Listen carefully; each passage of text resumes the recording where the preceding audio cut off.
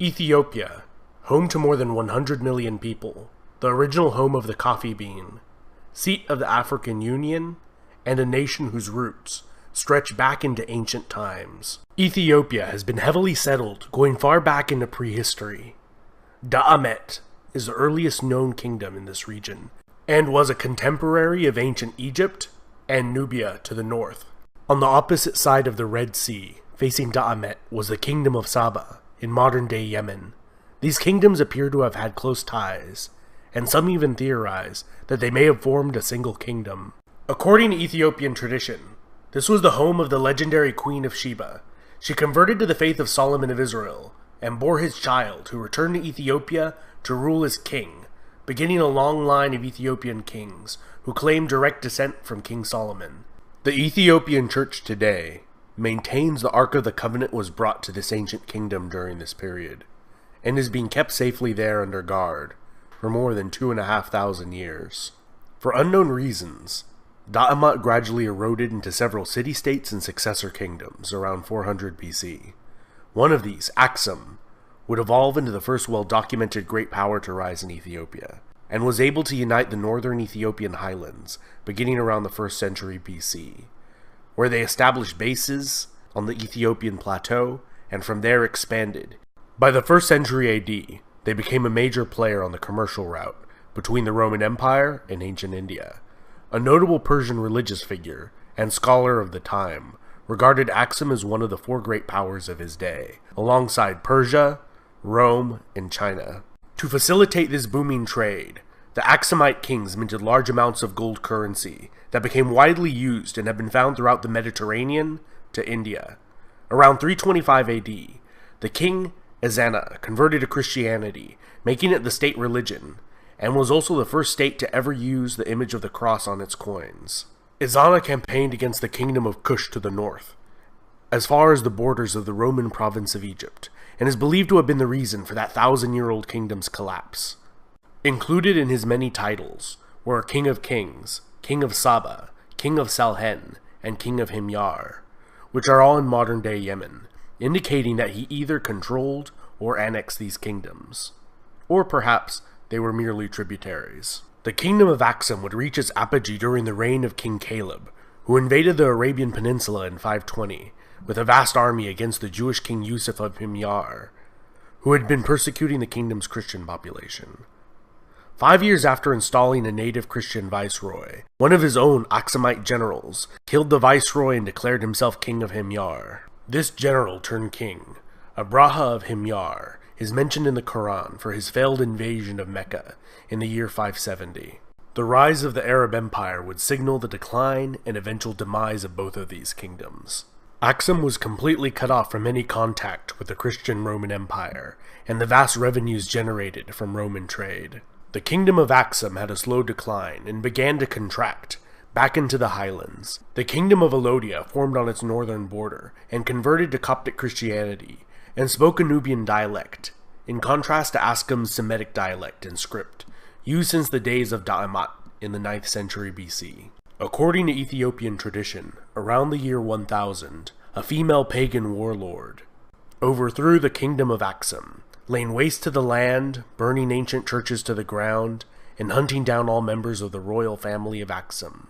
The last of her dynasty, which ruled over a much diminished kingdom, was overthrown by Maratakla Haymanot in 1137, establishing the Zegwe dynasty, although some scholars believe this dynasty was established earlier. The most famous ruler of Zegwe dynasty was Gebre Lalibela, who constructed 11 churches, carved straight from a single piece of stone, and attempted to construct a new Jerusalem as his new capital, in response to the capture of the Old Jerusalem by the Muslims in 1187. Despite the piousness of the Zegwe, they had one thing working against them in the eyes of many of their subjects. They did not claim direct descent from the biblical King Solomon, and around the year 1270 they were overthrown by a dynasty that did claim Solomonic descent. This Solomonic line of kings ruled Ethiopia for more than 700 years, with a brief interruption during the 14-year Abyssinian Adal War, in which the Adal Sultanate was able to annex Ethiopian Abyssinia with Ottoman help, only to be beaten back to their original borders by the Ethiopians with Portuguese assistance. The Age of Princes was a period in Ethiopian history from 1769 till 1855, when the country was de facto divided within itself into several regions, with no effective central authority.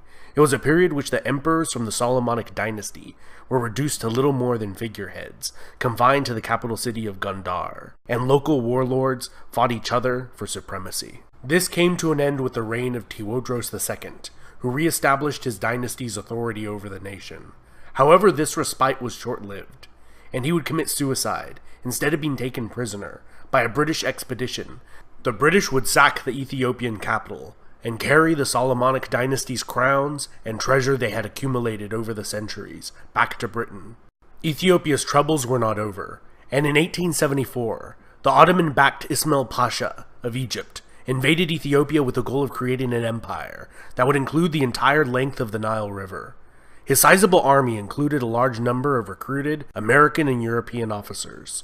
The Ethiopians had been working hard on organizing and modernizing their military since their experience against the British, and were able to utterly defeat the Egyptians in 2 decisive battles. The Ethiopian Emperor Yohannes would die in battle against a Sudanese raiding force 13 years after defeating the Egyptians. His successor, Menelik II, would expand the Ethiopian Empire and defeat a full-scale Italian invasion. The technologically superior Italians were decisively defeated in a bloody war that they expected to be a casual affair. 40 years later, masterminded by the Italian journalist turned dictator Benito Mussolini, the Italians invaded again, this time sending an overwhelming force of approximately 500,000 men, 600 aircraft, and 800 tanks. Despite this, the war was still a long and bloody affair. The Italians gained little from the annexation and committed widespread atrocities against the Ethiopian population, which they never fully managed to control.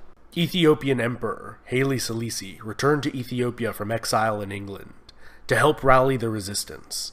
The British began their own invasion in January 1941 with the help of Ethiopian freedom fighters. The last of the organized Italian resistance in Italian East Africa surrendered in 1941, ending the Italian rule. The Solomonic monarchy was fully restored after the war. In the decades that followed, Haile Selassie would begin to slowly implement democratic reforms in the nation. However, many blamed his grasp on power for the slow pace of modernization. During the Cold War, Selassie received the backing from the United States, and when widespread drought and famine hit the nation in 1974, the aged monarch was overthrown by a socialist faction in the military. They viewed Selassie as an agent of the corrupt capitalist West, and united with Eritrea, forming a larger chaotic state that was plagued by infighting and disastrously planned and implemented socialist policies. Eventually, Mengistu Haile Mariam brought an end to the more than decade-long power struggle and attempted the creation of a state following the Soviet model, famines and genocide included. In 1991, as rebels closed in on the capital of Addis Ababa, he fled and was granted asylum in Zimbabwe as an official guest of Zimbabwean President Robert Mugabe, where he still resides today at the age of 80, despite calls for his extradition. This was followed by a transitional government in Ethiopia, which drafted a new constitution allowing any of the nation's ethnic regions to secede if they ever wanted to. Eritrea did so right away, and the remainder is the modern nation-state of Ethiopia. This has been Epimetheus. Huge thanks to all my awesome patrons over on Patreon who help me with this channel's expenses, and my fantastic subscribers. If you're new to this channel, don't forget to sub, hit the bell icon to get notifications every time I make a new video, and smash that like button. One more interesting bonus fact for you if you made it to the end of the video. The Rastafari religion, originating in Jamaica in the 1930s, regards Ethiopian Emperor Haile Selassie as the second coming of Christ and the embodiment of Jah on earth.